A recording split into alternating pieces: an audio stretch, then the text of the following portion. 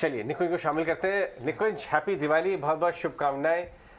एक बहुत गेस्ट ने बड़ी अच्छी बात बोली, बाजार की बात तो छोड़िए, इंडिया ही ब्रेकआउट मोड में आ गया है। देखिए, एक साल पहले क्या माहौल था।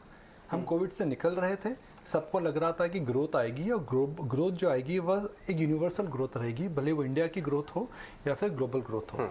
आज माहौल क्या है कि हमारी दिवाली और उनका दिवाला जी हमारी दिवाली और दूसरे बड़े देशों का दिवाला, आज उस बात को लेकर के हम बात कर रहे हैं।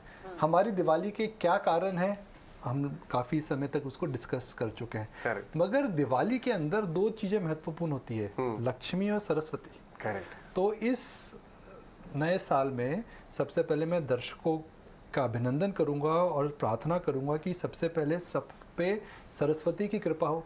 सरस्वती की कृपा अगर होगी तो आप राइट और रॉन्ग को समझेंगे, पैनिक नहीं करना, मार्केट के अंदर सही शेयर्स में निवेश करना, इंडिया की स्टोरी पे जल्दी बेरिश नहीं होना, और दुनिया में जो हो रहा है उसको लेकर के आपको अपने पोर्टफोलियो को चेंज नहीं करना चाहिए। तो सरस्वती की कृपा होनी चाहिए, राइट और रॉन्ग, नॉलेज की कृपा जिसे बोलते हैं।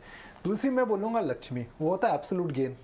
और जो एब्सोल्यूट गेन होता है वो बनाने के लिए इस समय मुझे लग रहा है कि भाई काफ़ी इस समय ऐसे बिजनेसेस हैं जो कि ग्रोथ की कगार पर है। देखिए बैंकों के क्या नतीजे आए थे, 15-20 या एवरेज ग्रोथ आ रही है, निम्स नहीं आ रहे हैं, तो बैंक्स के अंदर ज़बरदस्त उछाल आ रहा है। बैंक्स में उछाल जब आता है जब इकोनॉमी अच्छी चलती है। सही बात। Banks ultimately are a representation of what is happening in the world. तो मुझे लग रहा है कि वहाँ पर एक बड़ा, जो हम काफ़ी समय से बात कर रहे हैं, वहाँ एक बड़ा ग्रोथ पॉइंट दिख रहा है। डिफेंस को लेकर के मुझे लग रहा है कि और भी अभी चर्चा चलती रहेगी। कुछ अर्बन कंजम्पशंस के ऐसे पॉकेट्स आ रहे हैं जहाँ पे मुझे लगता है कि काफ़ी समय तक एक प्रकार का जो तेज़ी का माहौल है वह बना रहेगा। तो मैं फिर वही बोलूँगा, हमें हमारी दिवाली पे फोकस करना चाहिए। हमें इस बात पे फोकस नहीं करना चाहिए कि दूसरे देशों में क्या कठिनाई हो रही हैं और उनका दिवाला क्यों निकल रहा है। Do not spend time in over analysing things which do not matter to your portfolio. Nikunj, Diwali की आपको ढेरों शुभकामनाएं। और भारत की स्थिति को आपने बेहतरीन तरीके से समझाया। पिछले संवत से इस संवत तक कौन से सेक्टर्स आपको लगा कि आउट परफॉर्म कर रहे हैं, और अब यहाँ से आगे कहाँ नजर लगानी चाहिए? देखिए, पिछले संवत में जब हम थे इसी स्टूडियो में बैठे थे तो सबका एक नारा था कि दुनिया डिजिटल होगी और डिजिटल, हर चीज़ डिजिटल होगी। मगर अब वही वो पूरा का पूरा सेक्टर यू टर्न मार चुका है। तो मेरा ये मानना है कि आज हम चिंता की एकदम कगार पर हैं। We are at the peak of pessimism globally and we are at the peak of optimism locally. इस प्रकार की मार्केट पोजिशनिंग अगले संवत तक मुझे लगता है कि शायद नहीं चले।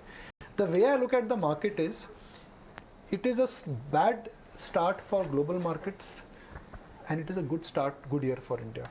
हो सकता है जब अगले 4-6 महीने के अंदर थोड़ा उल्टा हो जाए, तो आने वाले 3 से 4 महीनों में बैंक्स आउट परफॉर्म करेंगे। मगर मुझे लगता है कि अगले साल से जहाँ इन्फ्लेशन का बेस इफेक्ट आने लगेगा, यूएस मार्केट्स के अंदर में क्लैरिटी आने में लगी, मुझे लगता है कि यहाँ से दिसंबर जनवरी तक, बजट तक, बैंक, सिक्लिकल्स, इंडस्ट्रियल्स, उसके बाद यूएस इन्फ्लेशन डेटा में और ग्लोबली अगर कुछ में रिलीफ रैली मिलती है तो हो सकता है कि IT and some of the global businesses will make a comeback. मगर अगर आप नियर टर्म बात करते हैं तो नियर टर्म में तो एक बात ज़रूर है, मुझे लगता है कि बैंक्स और फाइनेंशियल स्मार्ट परफॉर्मेंस बना ही रहेगा। निकुंज, आज हम आपको थैंक नहीं करेंगे, थोड़ा हमें लिबर्टी दीजिए कि आप हमारी चर्चा में थोड़ी देर और बैठे। सुशील केडिया भी हमारे साथ जुड़ रहे हैं। सुशील जी नमस्कार, शुभकामनाएं आपको बहुत सारी दीपावली की। बिल्कुल, हैप्पी दिवाली आपको भी। सुशील जी, आप जो है बिग पिक्चर व्यू बनाते हैं, चार्ट्स को देख के, आप near term ball by ball account वाले ट्रेडर नहीं है।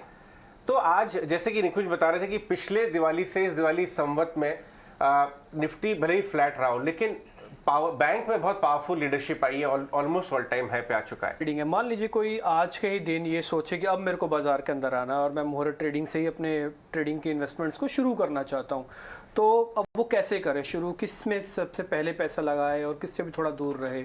मैं बिल्कुल एक आम इन्वेस्टर की तरह पूछ रहा हूँ। तो मैं टाइम फ्रेम इसमें डिफाइन करता हूँ, क्योंकि टाइम फ्रेम इसमें बहुत इंपॉर्टेंट फैक्टर रोल प्ले करेगा। बिकॉज मार्केट के अंदर जब तक टाइम फ्रेम और रिस्क डिफाइन नहीं करेंगे तो हर, जैसे मेरे जूते का नंबर 9 है, आपके जूते का नंबर 10 है, अलग अलग है, पर जूता हम दोनों पहनते हैं। तो just like one shoe does not fit all. हाँ बिल्कुल बिल्कुल। गुलाब जामुन पसंद है, रसगुल्ला पसंद है? गुलाब जामुन। मुझे रसगुल्ला पसंद है, दोनों मीठे हैं पर just like one advice does not fit all. तो हम टाइम फ्रेम की बात करते हैं। ठीक है। 3 से 6 महीने में मुझे बैंक्स में तेजी दिखती है। ठीक है। और मुझे लगता है मिड टियर बैंक्स के अंदर जो री रेटिंग है अभी और थोड़ी बची है। 6 महीने के बाद मुझे लगता है कि आईटी के अंदर टाइम वाइज करेक्शन भी आ जाएगा, प्राइस वाइज करेक्शन भी आ जाएगा। अब निफ्टी की अगर बात करें तो निफ्टी में पिछले 1 साल में कुछ रिटर्न नहीं आया है और 6 महीने तक निफ्टी का रेंज बाउंड रहता है, तो 1.5 साल तक निफ्टी नो रिटर्न जोन में आ जाएगा। तो अब जाहिर है अगर निफ्टी नो रिटर्न जोन में आ जाएगा तो जो वैल्यूएशंस हैं वो ऑटोमेटिकली अट्रैक्टिव लगने लगेंगे। दिसंबर के बाद अब अगले साल की बात करेंगे तो मेरे हिसाब से एक टर्न पॉइंट आना चाहिए दिसंबर या जनवरी के बाद। तो निफ्टी को लेकर के भी मुझे लगता है कि अगले साल में एक रिटर्न आ सकता है, पॉजिटिव रिटर्न। मुझे लफड़ा, अगर मैं वर्ड यूज़ करूँ मुंबई लैंग्वेज में, या गड़बड़ कहाँ लगती है, वह लगती है कि यूएस में अगर 5% डील्स हो गई या 4.5% डील्स हो गई, 4.8 है, तो इस समय पैसा भारत से निकलेगा। करेंसी आपकी वीक है और यूएस सील्ड है, तो रिस्क फ्री रिटर्न को लेकर जो एडजस्टमेंट होगा उसकी वजह से शॉर्ट टर्म में वॉलेटिलिटी रहेगी और उस वॉलेटिलिटी को आपको झेलना पड़ेगा। तो ये बात हुई 3 से 6 महीने की। उसके बाद मुझे लगता है कि किस लेवल पर आपको आकर के आईटी लेना पड़ेगा, स्पेशली लार्ज कैप आईटी। मुझे लगता है कि कमोडिटी कंज्यूमर्स भी लेने का समय आ रहा है, बिकॉज कमोडिटी को लेकर के मैं इतना बुलिश नहीं हूँ। ये भी 3 महीने के बाद ही लें? 3 से 4 महीने के बाद। मगर पहले जो 3 महीने डार्क हॉर्स बैंक होता रखना है, मगर जो डार्क हॉर्स हो सकता है वह मेरे हिसाब से रहेगा real estate. Real estate inflation में हमेशा आउट परफॉर्म करता है। रियल एस्टेट के आंकड़े अब देखिए अच्छे आ रहे हैं। रियल एस्टेट सेक्टर में कंसोलिडेशन हो चुका है। रियल एस्टेट के जो दाम हैं मल्टी ईयर ट्रेंड के बाद आ रहे हैं। तो मुझे लगता है कि डार्क हॉर्स जो अगले साल का बनेगा वह रियल एस्टेट रहेगा। जैसे इस साल का डार्क हॉर्स डिफेंस आया था, मेरा यह मानना है कि अगले साल का डार्क हॉर्स रियल एस्टेट हो सकता है। ऑलराइट निकुंज, बहुत बहुत शुक्रिया। आपका भी ग्रेट संवत हो आगे आने वाले साल, और ऐसे ही आप मार्गदर्शन करते रहे हमारा व्यूअर्स का। आगे बढ़ते हैं और बड़े बड़े